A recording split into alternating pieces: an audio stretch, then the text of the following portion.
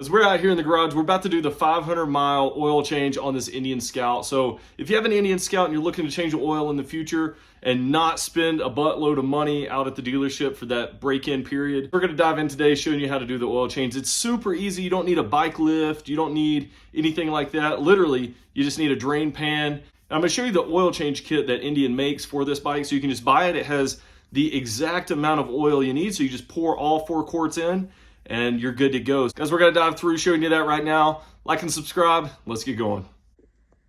All right, so this is the Indian Scout oil change kit. I think I paid like 87 bucks or something like that for it. It does vary from like 100 down to like 80 some bucks. So depending on what time you're purchasing this, it could vary. And I just got this right off Amazon. So I'll place the Amazon link in the description box. So if you wanna find it quick and easy, you can go right there. So you have your 4 quarts of oil, 15 weight 60, and it's exactly what your bike needs. And this is full synthetic, so it's good for 10,000 miles. And that's what the Indian Scout oil change interval calls for, 10,000 miles after that first 500 break-in period. So that's what we're doing today. The first 500 miles does come with a filter right here. It's got the rubber gasket, and it does come with 2 crush washers for the drain bolts on the bottom. It does have 2 drain bolts, so it has 2 crush washers there. All right, so that's the kit. Let's go ahead and get the bike ready. What you need to do first is go ahead and get the bike warm. I wouldn't say it has to be full operating temperature because I don't want to burn my hands, but it just needs to be warm. That way the oil is warm and it's gonna flow better. So we're gonna be able to get more oil out of the engine. That way we can pour the new oil in. So we're gonna go through and do that right now.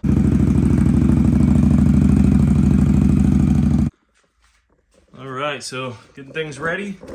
Guys, I can't find my other drain pan, so we had to cut up a little car wash bucket here. So this is gonna be perfect to fit underneath there.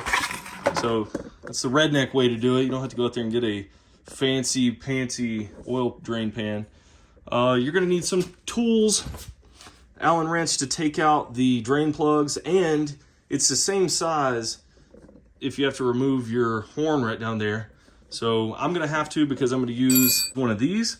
So I have to be able to get to the side of it and use a wrench to take it out. But that's pretty much all the tools you need. All right, I'm gonna go ahead and, I've already broke this bolt loose, so you don't have to watch me waste my time.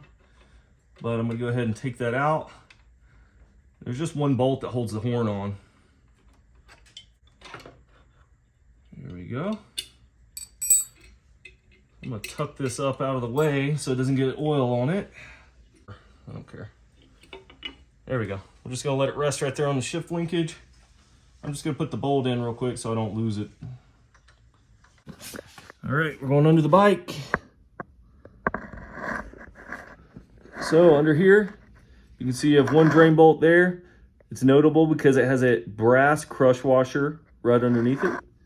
Up towards the front of the bike, right there in the middle again. Brass crush washer.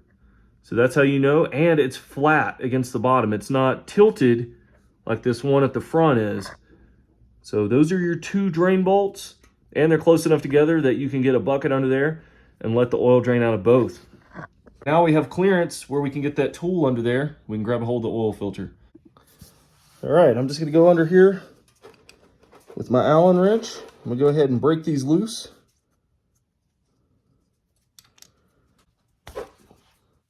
Right. That one loose. There we go. That was pretty tight from the factory. But now we should be able to loosen these up by hand.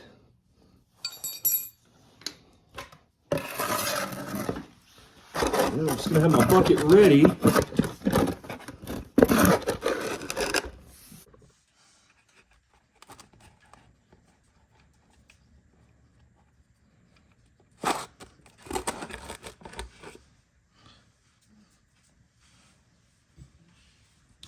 So we got one draining.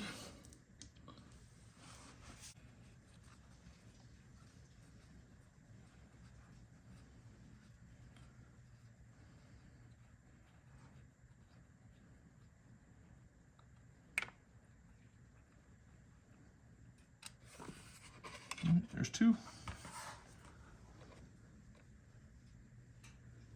Here we go. We'll let that drain out completely. Then we'll go ahead and put those back in, and then we'll do the oil filter.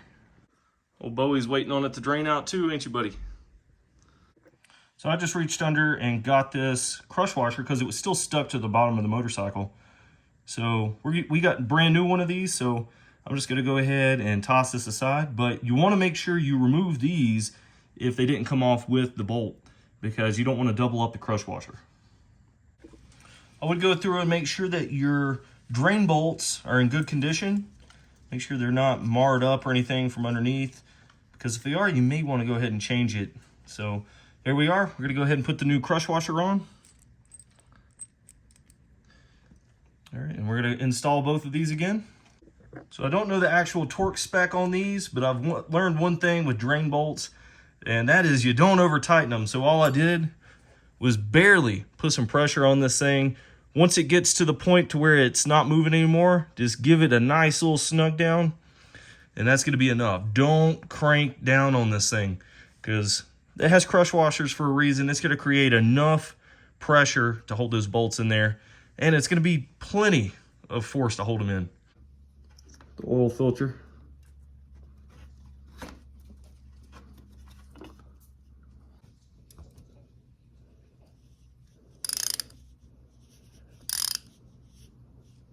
All right. Coming loose pretty easy right there. I've heard a lot of these are really tight from the factory. We're gonna go ahead and get our drain pan, switch it to the other side.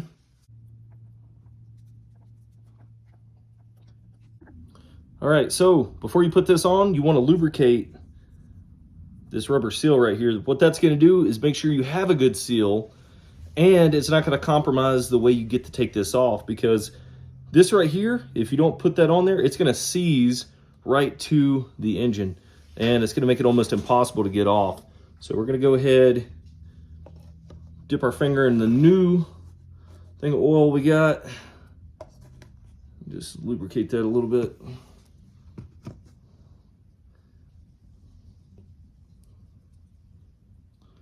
All right, nothing too fancy.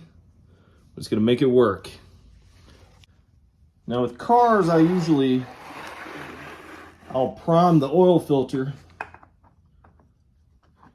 and fill it up before I put it back on. But with this bike where it's sideways on here, it's not really that easy. But nice and easy putting this thing on.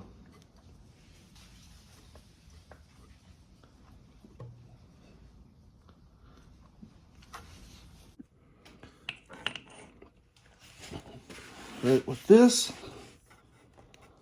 I like to hand tighten it a little bit and then just barely snug it with the tool. All right. Snugging it just a little bit. All right, and that's all I'm gonna do. That right there ain't going nowhere. All right, here comes the fun part. Go ahead and remove your dipstick. So we're gonna go ahead, put our funnel in, start adding some of this oil. But before we get all 4 quarts in, we're gonna verify the level, just double check that we're not gonna overfill this thing. Because if you end up overfilling it, it's gonna be a nightmare to get it out.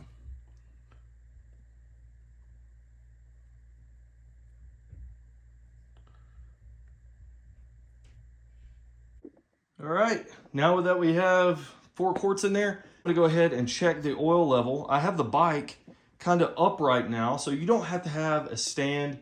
It's not 100% upright, but I have some blocks in the kickstand there. But it's almost all the way up. Just got a little lean-in pressure on it.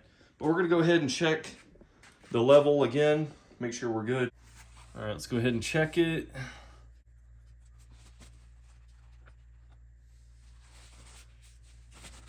Wipe it all the way off.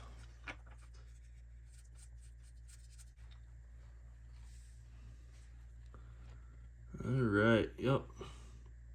It's right at the top there. So just a little bit above. That's not gonna be. So when you're looking at the dipstick, this dipstick's a little bit different than other ones.